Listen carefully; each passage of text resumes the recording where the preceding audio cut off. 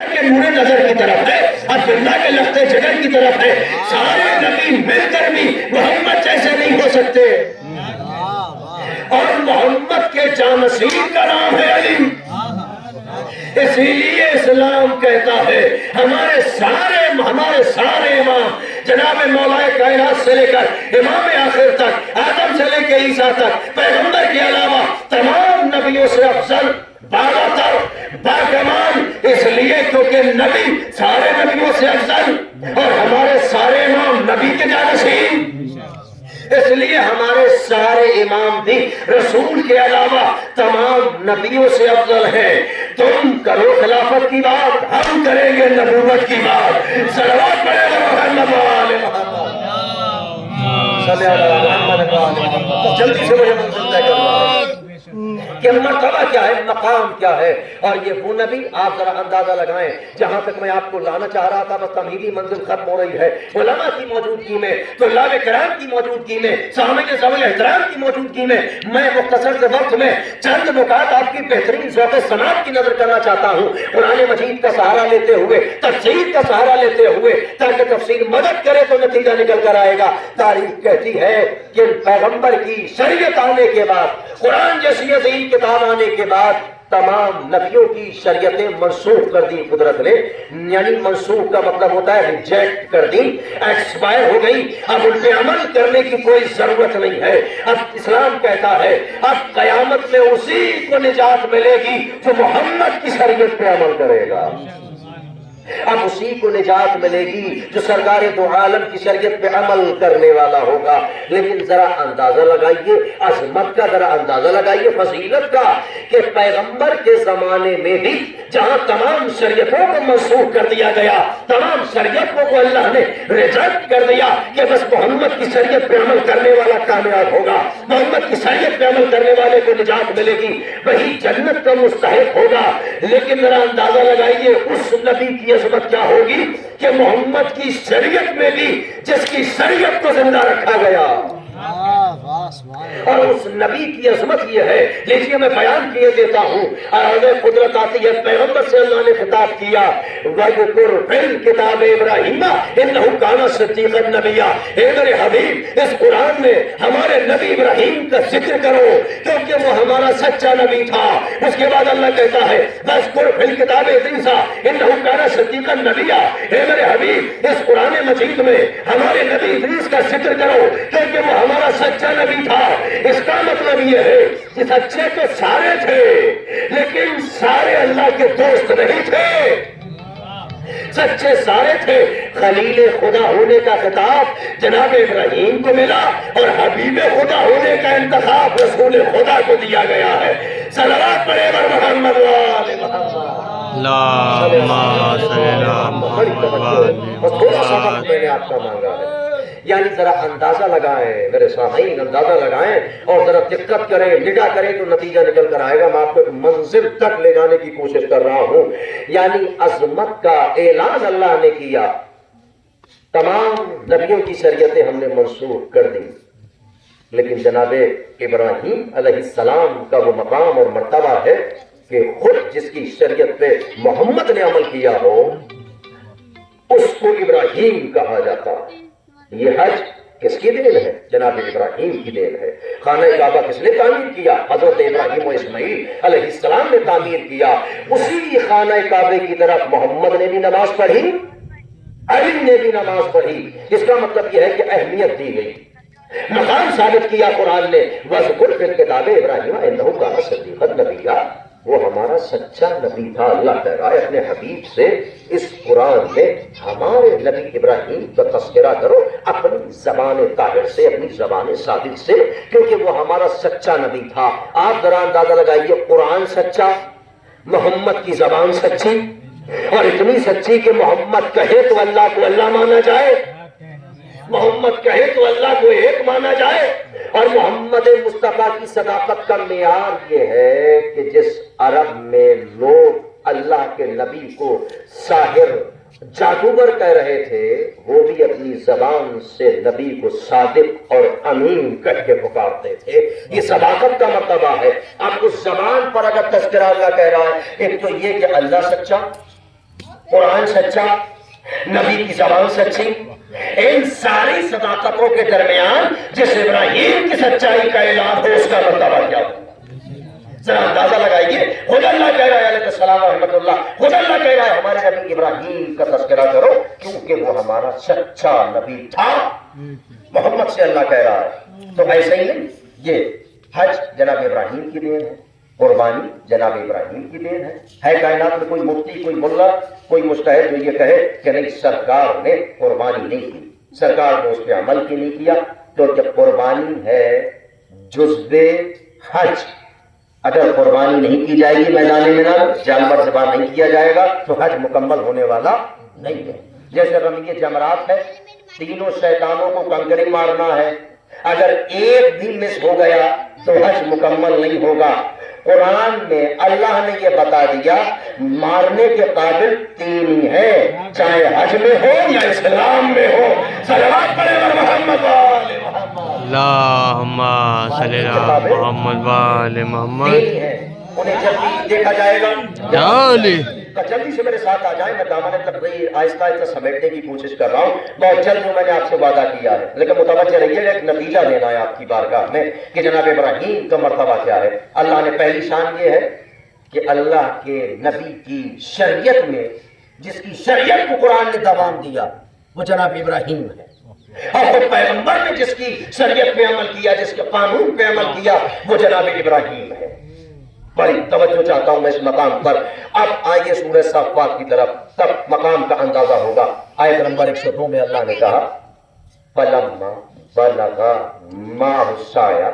قرآن کہتا ہے کہ جب جناب ابراہیم کا بیٹا اسماعیل فَلَمَّا بَلَغَ، جب وہ پہنچ گیا ان کی اس منزل تک، ماؤسایا کہ وہ اپنے باپ کا ہاتھ بٹانے لگے، باپ کی مدد کرنے لگے. یعنی کہنے کا مطلب یہ ہے، قرآن یہ کہنا چاہتا ہے فلما بالغ ماؤسایا کہ جب جناب اسماعیل اپنے باپ کا ہاتھ بٹانے کے قابل ہو گئے، قالا یا بنیا، تو جناب ابراہیم نے اپنے بیٹے اسماعیل سے کہا یا بنیا، اے میرے بیٹے اسماعیل، انی ارا فی المنام، بے شک میں نے ارا دیکھا، فی المنام عالم خواب میں، اے میرے لال اسماعیل میں نے عالم خواب میں دیکھا. بابا جان کیا دیکھا؟ انی اذبحک، کہ میں تمہیں ذبح کر رہا ہوں. بڑی توجہ، جس کی شریعت کو پیغمبر کی شریعت میں قائم رکھا گیا وہ جناب ابراہیم ہے. بس اس کو ذہن میں رکھیے گا. مقام جناب ابراہیم و اسماعیل کا کیا ہے؟ میں نے دیکھا کہ میں تمہیں ذبح کر رہا ہوں. یعنی ذرا قرآن کی لفظوں پہ نظر کریں، غور کریں تو نتیجہ نکل کر آئے گا. اللہ نے خواب بھی ایسا دکھایا جس میں اینڈ نہیں تھا. استمرار کا صیغہ اللہ نے استعمال کیا اس مقام پر، میں تمہیں ذبح کر رہا ہوں. یعنی عمل کو کنٹینیو کرتے ہوئے دکھایا، عمل کا اللہ نے اینڈ نہیں دکھایا. یعنی میں چھری پھیر رہا ہوں، اللہ نے یہ تو دکھایا لیکن سر تن سے جدا ہو گیا، یہ نہیں دکھایا. اگر اللہ اینڈ دکھا دے تو چھری پھیرنا بھی واجب، اینڈ کرنا بھی واجب. میں توجہ چاہ رہا ہوں آپ کی اس منزل پر. اللہ نے خواب بھی ایسا دکھایا، صرف چھری پھیرتے ہوئے دکھایا، سر و تن میں جدائی کرتے ہوئے نہیں دکھایا، خون بہتے ہوئے نہیں دکھایا، فبارہ نکلتے ہوئے نہیں دکھایا. یعنی اللہ نے خواب میں بھی احتیاط رکھی. ہم خواب کو دکھائیں گے چونکہ اسماعیل کو بچانا ہے، اس لیے نہ خون دکھائیں گے نہ سر و تن میں جدائی دکھائیں گے، کیونکہ اگر ہم نے دکھا دیا کہ جدا ہو گیا سر تن سے تو جدا کرنا واجب ہو جائے گا. خواب پہ عمل کرنا واجب ہے نبی کے لیے. تاریخ کہتی ہے میں نے دیکھا کہ میں تمہیں ذبح کر رہا ہوں، کیا نہیں. جملوں پہ نظر رکھیے گا. میرے لال میں تمہیں ذبح کر رہا ہوں. کیوں؟ اس لیے کہ کائنات میں بہت سارے ملا، جماعت چلانے والے مسجدوں میں قیام کر کے تبلیغ کرنے والے بہت ملیں گے، لیکن آپ دیکھیے اور محسوس کریے لا الہ الا اللہ کے بینر کے نیچے معصوم اور بے گناہ لوگوں کے گلے کاٹ رہے ہیں، مانگیں سونی کر رہے ہیں، بچوں کو یتیم بنا رہے ہیں، مسجدوں میں بم مار کے نمازیوں کو شہید کر رہے ہیں، اور جب کوئی پوچھتا ہے یہ برا کام ہے ایسا نہ کرو تو ایک ہی آواز آتی ہے ہم بم اس لیے مار رہے ہیں اسلام قربانی چاہتا ہے، حلقوم اس لیے کاٹ رہے ہیں اسلام قربانی چاہتا ہے، نمازیوں کو اس لیے مار رہے ہیں اسلام قربانی چاہتا ہے۔ تو میں دو نتیجے دینا چاہتا ہوں اس منزل میں سورہ صافات کی آیت کا سہارا لیتے ہوئے۔ پہلی چیز تو یہ کیا حسین کی قربانی کے بعد بھی اسلام کو قربانی کی ضرورت ہے؟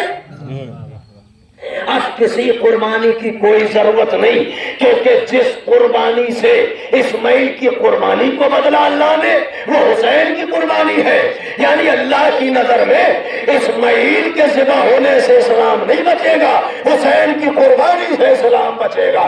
صلوات پڑھے بر محمد فلسفہ قربانی کیا؟ محمد وآل محمد۔ یعنی اب میں آپ سے پوچھوں گا، آپ کا سہارا لوں گا اس منزل میں کیونکہ مجلس آخری لمحات میں آ رہی ہے، بڑی توجہ۔ فلسفہ قربانی جو ہے، جو آج عوام کے سامنے پیش کیا جا رہا، ملا کے ذریعے، کٹ ملا کے ذریعے، بے غیرت نمازی کے ذریعے، کم وقت نطفہ نجس کی پیداوار کے ذریعے جو قربانی کا تصور ہے اسے چینج کر کے پیش کیا جا رہا ہے، بدل کے پیش کیا جا رہا ہے۔ آپ دیکھیے، آپ کو فیس بک پہ دو تصویریں بنانے والے نے بھی بہت عجیب طریقے سے اور اچھے طریقے سے سیٹ کی، یعنی دونوں بچے ہم عمر ہیں، ایک طرف کالے لباس میں بچے کو دکھایا گیا، ایک طرف بم باندھے ہوئے بچے کو دکھایا گیا، اور نیچے لکھا گیا کہ جو ہادیوں سے سیکھے گا ویسا ہی عمل کرے گا، جب عمل کرے گا تو پہچان ہوگی کہ کس کے ساتھ ہے۔ لیکن دونوں تصویروں کو دکھانے کے بعد ایک تصویر اربعین کے موقع پر سڑک پہ لی گئی، ایک مسجد کے باہر بم باندھنے والے بچے کی لی گئی، اور اس میں یہ لکھا گیا کہ دیکھو جیسی تعلیم دو گے عمل ویسا نظر آئے گا۔ یعنی کہنے کا مطلب یہ ہے ادھر بم باندھے ہوئے بچہ دکھائی دیا، ادھر ہاتھ میں پانی کا گلاس لیے ہوئے دکھائی دیا، یعنی کہنے کا مقصد یہ ہے جس کی محبت میں پروان چڑھے گا اسی کے کردار پہ عمل کرے گا۔ بم باندھنے والا بتا رہا ہے ہم کل بھی یزید کے ساتھ تھے، آج بھی دہشت گردوں کے ساتھ ہیں، اور پیاسوں کو پانی پلانے والا بتا رہا ہے ہم کل بھی حسین کے ساتھ تھے، آج بھی حسین کے ساتھ ہیں۔ صلوات پڑھے بر محمد وآل محمد۔ جیسا سکھاؤ گے۔ اب یہ فلسفہ قربانی جو ہے جناب، یہ ہے کیا جس کو پیش کیا گیا؟ لا الہ الا اللہ کا بینر ہے کالا، اس پہ وائٹ کلر سے لا الہ الا اللہ محمد رسول اللہ لکھا ہوا ہے، کالے لباس میں خنجر سے، کبھی بندوق کی نوک سے کسی کا بھیجا اڑا دینا، کسی کا سر اڑا دینا، کسی کے سینے میں گولی داغ دینا، اس طریقے سے لوگوں میں خوف پھیلانے کی کوشش کی جا رہی ہے۔ اس کے بعد نعرہ تکبیر کی صدا بلند کی جا رہی ہے، یہ لشکر یزید کی دین ہے۔ امام حسین کو ذبح کرنے کے بعد بھی لشکر یزید نے نعرہ تکبیر کی صدا بلند کی تھی، یعنی یہ بتا رہے ہیں ہمارا مزاج کربلا کے ظالموں سے ملتا ہے کہ جنہوں نے حسین کو شہید کیا، ہم ان کی محبت میں جی رہے ہیں جو معصوموں کو مارنے کے بعد، بے گناہ لوگوں کو قتل کرنے کے بعد نعرہ تکبیر بلند کرے۔ سمجھ لینا وہ لشکر یزید سے تعلق رکھنے والا ہے، اور گلا کٹنے کے بعد جو نوکے نیزہ سے اسلام بچا لے جائے۔ یعنی مقام حسین نے ثابت کیا کہ اگر اسلام قربانی چاہتا ہے تو اس قربانی کا تصور کیا ہے؟ بڑی توجہ، یہ قربانی کا جو فلسفہ ہے یہ ملا سمجھائے گا، یہ جناب ابراہیم سمجھائیں گے؟ تو قرآن یہی آواز دے گا کہ جس کے ذریعے سے قربانی وجود میں آئی، جس نے عالم خواب میں قربانی کو دیکھا، جسے عالم خواب میں اللہ نے تحفہ دیا مسلمانوں کے لیے، اس سے بہتر فلسفہ قربانی کو کوئی نہیں بتا سکتا، کوئی بیان نہیں کر سکتا۔ ملا کی نظر میں فلسفہ قربانی کیا ہے؟ حلقوم کاٹ ڈالو معصوم بچوں کے، مانگیں سونی کر دو، مسجدوں میں نمازیوں کو شہید کر دو، بے گناہ لوگوں کو مار دو، یہی قربانی ہے۔ اسلام یہی قربانی چاہتا ہے۔ لیکن جناب ابراہیم کی نظر میں فلسفہ قربانی کیا ہے؟ تاریخ آپ سنیے گا، قرآن، بس مجلس ختم ہو رہی ہے، جب جناب ابراہیم علیہ السلام نے خواب دیکھا، چونکہ اللہ نے دکھایا تو وہ خواب جناب ابراہیم تک محدود ہے. اگر وہ اپنے بیٹے حضرت اسماعیل سے بیان نہ کرے تو یہ خواب یا تو اللہ کو معلوم ہے یا جناب ابراہیم کو معلوم ہے. اور اگر بیان کر دیتے ہیں بڑی توجہ علماء کی موجودگی میں تو یہ خواب جناب اسماعیل تک پہنچے گا. چونکہ تاریخ کہتی ہے نبی کا خواب عام آدمی کا خواب نہیں ہوتا، وہ ہمیشہ سچا ہوتا ہے اور اس پر عمل کرنا نبی کے لیے واجب اور لازم ہے کہ وہ اس پہ عمل کرے. کیونکہ وہی تو وہی ہے، چاہے عالم خواب میں آئے یا بیداری کے عالم میں آئے. یہ تو وہی تھی نا جو اللہ نے جناب ابراہیم پہ کی. تاریخ کہتی ہے کہ جب اٹھے بیدار ہونے کے بعد، اب سنیے گا فلسفہ قربانی کیا ہے. جناب ابراہیم نے کس شان سے فلسفہ قربانی سمجھایا. فلسفہ قربانی کی شان کیا ہے جناب ابراہیم بتائیں گے. یہ ملا نہیں بتائے گا جو گلے کاٹ رہا ہے. جناب ابراہیم بتائیں گے قربانی کا معیار کیا ہے، قربانی اللہ کیسی چاہتا ہے. جب جناب ابراہیم نے خواب دیکھ لیا تو میں عالم تصور میں حضرت ابراہیم علیہ السلام خلیل خدا کی بارگاہ میں پہنچا. میں نے ہاتھوں کو جوڑ کر عرض کی یا نبی اللہ، میری اوقات اور حیثیت تو نہیں کہ میں آپ سے سوال کر سکوں، لیکن یہ آیت کریمہ کی تلاوت و ترجمہ پڑھنے کے بعد اتنا حق تو حاصل ہوا کہ میں آپ سے پوچھوں یا نبی اللہ، خواب آپ نے دیکھا تھا، عمل آپ کو کرنا تھا، قربانی آپ کو دینا تھی، ایثار و فداکاری کا جذبہ آپ کو پیش کرنا تھا، تو کتنا اچھا ہوتا. گولڈن چانس ہے نبی اللہ، بیٹے سے نہ بتائیے، قربانی تو آپ کو دینا ہے نا، تو بس کیا کرنا ہے مجھے؟ کہا آپ ایسا کریے، چھری لیجئے چھپا لیجئے، رسی لیجئے چھپا لیجئے، اپنے بیٹے اسماعیل کو بلائیے بہانے سے اور باتیں کرتے کرتے گھر سے نکلیے، میدان مینا تک جائیے اور باتیں کرتے کرتے بیٹے کو میدان مینا میں لٹائیے. ایک دم سے باتیں کرتے کرتے گلے پہ چھری پھیر دیجئے، بس ہو گئی قربانی، ہو گیا خواب پہ عمل. آوازیں جناب ابراہیم آئے گی، نادان ہے تو نہیں جانتا. میں اپنے بیٹے کو خواب بیان کر کے یہی تو بتانا چاہتا ہوں کہ قربانی کا فلسفہ یہ ہے، جو قربانی دینے جا رہا ہے وہ بھی جانتا ہو، جو قربان ہونے جا رہا ہے وہ بھی جانتا ہو، دونوں میں سے کوئی انجان نہ ہو. باپ بھی جانتا ہو، بیٹا بھی جانتا ہو، قربانی دینے والا بھی جانتا ہو، اور کس چیز سے ذبح کیا جائے گا اس آنے کو بھی پہچانتا ہو، کس کی راہ میں قربان ہونا ہو اس کی عظمت کو بھی جانتا ہو. یہی تو میں بتانا چاہتا ہوں. خواب کو اسی لیے بیان کیا کہ زمانہ جان لے قربانی دھوکے کا نام نہیں ہے، اختیار کا نام ہے. صلوات پڑھیں بر محمد اللہم صلی اللہ محمد اختیار کا نام ہے. اور آپ سے میں پوچھوں گا، ہو سکتا ہے آیت کے اس اگلے حصے میں جو میں آپ کے سامنے پیش کر رہا ہوں، اور انشاءاللہ رفتے مسائل کیونکہ دامن وقت میں گنجائش نہیں ہے. بھائی بیٹا جناب ابراہیم کا پراپرٹی اللہ کل حال جناب ابراہیم کی ہے، جناب اسماعیل.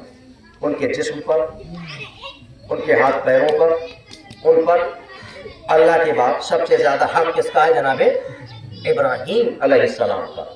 تو خواب دیکھنے کے بعد جناب ابراہیم کہہ سکتے تھے کہ بیٹا میں نے خواب بیان کر دیا، میں نے تمہیں ذبح کرتے ہوئے دیکھا ہے، بس میں نے چھری لے لی، رسی لے لی، بس تیار ہو جاؤ ذبح ہونے کے لیے، اللہ کی راہ میں قربان ہونے کے لیے. جناب ابراہیم خدا کی قسم یہ وہ نبی ہے اللہ کا کہ نبی اللہ کی شریعت میں بھی جس کی شریعت کو دوام دیا گیا، جس کے قوانین کو دوام دیا گیا. تاریخ کہتی ہے جناب ابراہیم نے بیٹے سے خواب بیان کیا، اور بیان کرنے کے بعد ڈائریکٹ یہ نہیں کہا کہ بس میں نے خواب بتا دیا، تمہیں بیان کر دیا، بس قربان ہونے کے لیے تیار ہو جاؤ. چونکہ جناب ابراہیم کی پراپرٹی ہے جناب اسماعیل، جسم کے اعتبار سے بھی نفس کے اعتبار سے بھی بیٹا ہے، اللہ کے بعد سب سے زیادہ حق جناب ابراہیم کا اسماعیل کے اوپر. تو کہہ سکتے تھے اچھا تیار ہو جاؤ قربانی دینے کے لیے، لیکن اس کے بعد بھی جناب ابراہیم نے جو اپنے بیٹے سے کہا، چونکہ اللہ بتانا چاہتا ہے قربانی کا مرتبہ کیا ہے، بیان کرنے کے بعد یہ نہیں کہا کہ چلو تیار ہو جاؤ قربان ہونے کے لیے، میں نے خواب دیکھا مجھے عمل کرنا ہے تمہیں قربان ہونا ہے. نہیں، اس کے بعد جناب ابراہیم نے جو کہا وہ لفظ قرآن کی آیت میں موجود ہے. جناب ابراہیم کہتے ہیں فانظر ماذا ترى، اے میرے لال خواب تو میں نے بیان کر دیا، اب یہ بتاؤ تمہارا کیا خیال ہے.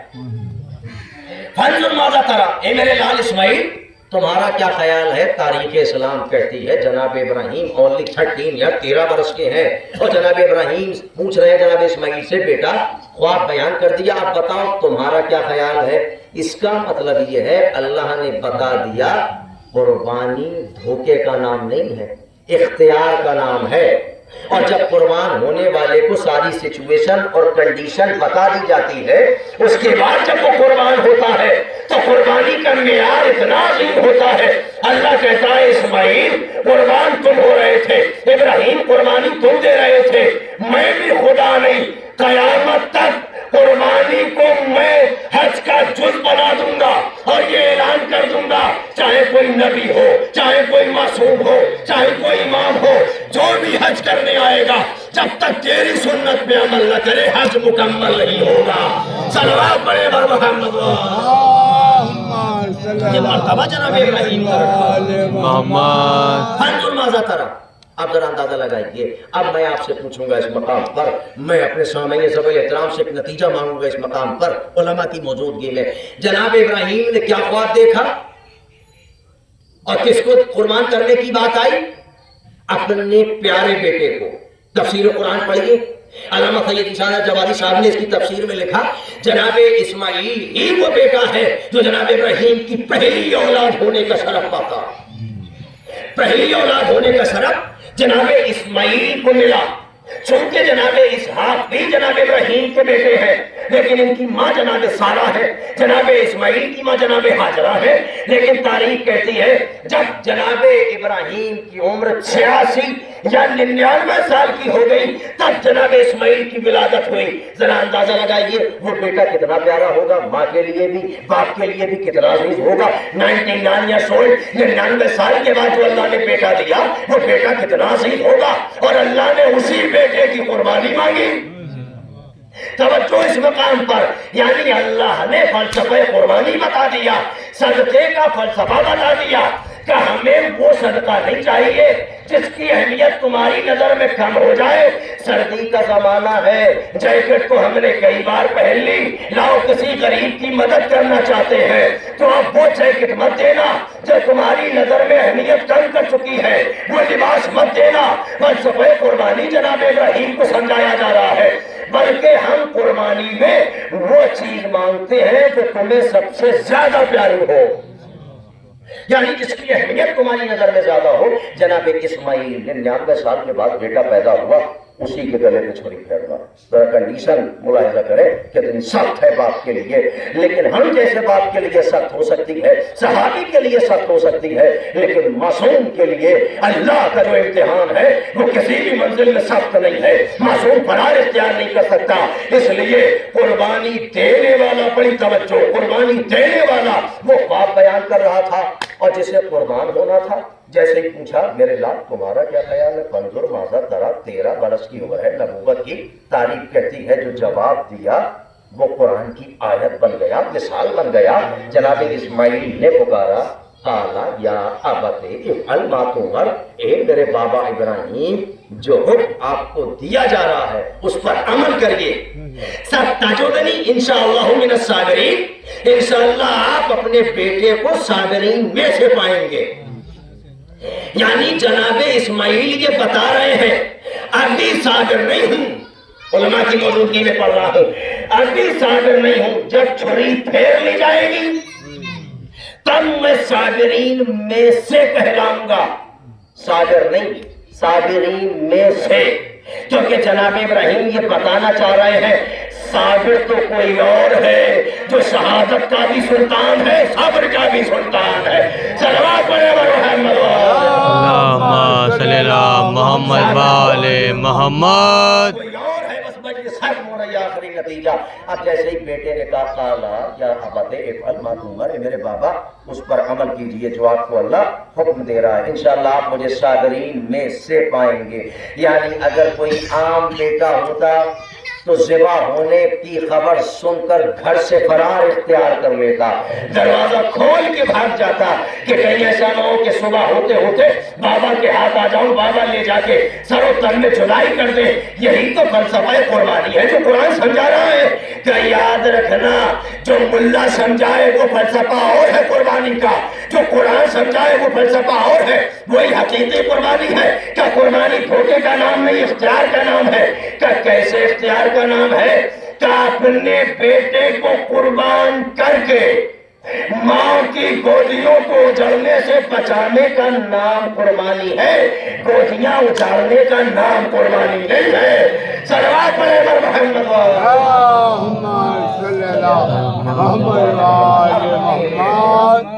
اپنے بیٹے کو راہ خدا میں قربان کر کے ماں کی گودیوں کو اجڑنے سے بچانے کا نام قربانی ہے، گودیاں اجاڑنے کا نام قربانی نہیں ہے۔ آج 27 سفر المظفر اور کل وہ قیامت کر رہے، زہر کھانے کے بعد کیسا لگتا ہے؟ ابھی آپ 17 سفر کو سن چکے ہیں۔ بھئی ہمارے 11 اماموں کو شہید کر دیا گیا، کسی کو تلوار کے ذریعے، کسی کو زہر کے ذریعے، کچھ کو بنی امیہ نے قتل کیا اور کچھ اماموں کو بنی عباس جیسی ظالم حکومت نے قتل کیا۔ چونکہ یہ بادشاہ بھی تعریف کرتی ہے کہ جس کی سازش سے امام حسن علیہ السلام کو زہر دلوایا گیا، اور کائنات تو وہ رسول کہ جس کو زہر دیا گیا۔ دو شہادتیں، دنیا خالی ہو رہی ہے رسالت اور امامت سے۔ آج کا اور کل کا دن سب سے زیادہ دردناک ہے حضرت امام زمانہ کے لیے۔ ہم اور آپ کیا سمجھیں گے کہ شہادت کی قدر و قیمت اور عظمت کیا ہے؟ وہ جانتا ہے کہ جس کا بھائی مرتا ہے، وہ جانتا ہے جس کا دادا دنیا سے جاتا ہے یا جس کا نانا دنیا سے جاتا ہے۔ تاریخ کہتی ہے امام حسن علیہ السلام جب زہر دیا گیا تو امام حسن، میں نے تاریخ میں پڑھا اور مقتل میں یہ روایت پڑھی، لوائج الاحزان میں بھی یہ روایت، بیٹا ہے چھوٹا کہ جس کو قاسم کہا جاتا ہے، امام حسن زہر سے کلیجہ کٹ رہا ہے۔ زہر میں اتنا اثر ہے کہ امام حسن کے کلیجے میں آگ لگی ہوئی، جیسے امام رضا کبھی دائیں کروٹ لیتے تھے کبھی بائیں کروٹ لیتے تھے، اور آخر میں 8ویں امام سینے کے بل زمین پہ لیٹ گئے، کبھی اپنی بہن کو یاد کیا کبھی اپنے بیٹے کو یاد کیا۔ ایسے ہی امام حسن، دیکھیے میں صرف ایک جملہ پڑھ کے چند فکرے اور مسائل ختم ہے ارباب اعظم۔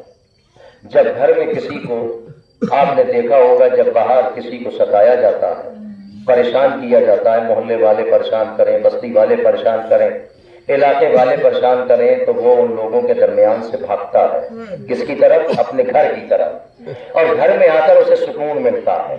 جسے باہر ستایا جاتا ہے، سننا فقرہ، اسے گھر میں آ کے سکون ملتا ہے، لیکن تمہارا یہ دوسرا امام اتنا مظلوم ہے، زمانے نے ستایا اور جب گھر میں آیا تو زہر دینے والی بیوی گھر میں ہی موجود تھی۔ سن لیا آپ نے فقرہ؟ زہر دینے والی بیوی گھر میں ہی موجود تھی۔ تاریخ کہتی ہے جودہ بنت اشد نے امام حسن علیہ السلام کو زہر دغا دے دیا۔ اللہ اکبر! کس پہ بھروسہ کیا جائے؟ کس پہ بھروسہ کیا جائے؟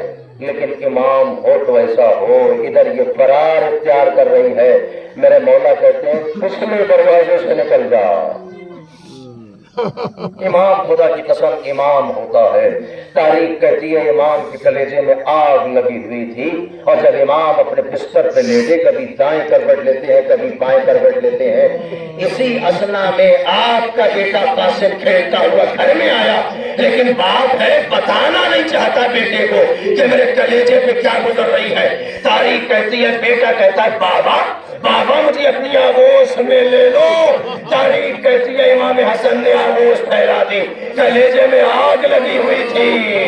ہائے ارباب ادا فروا جو قاسم کی ماں ہے تاریخ کہتی ہے شہزادی دیکھ رہی تھی امام حسن کے چہرے کا رنگ بدل رہا تھا کلیجے میں آگ لگی ہوئی تھی. ارے بی بی مومنہ ہے تکلیف جانتی ہے.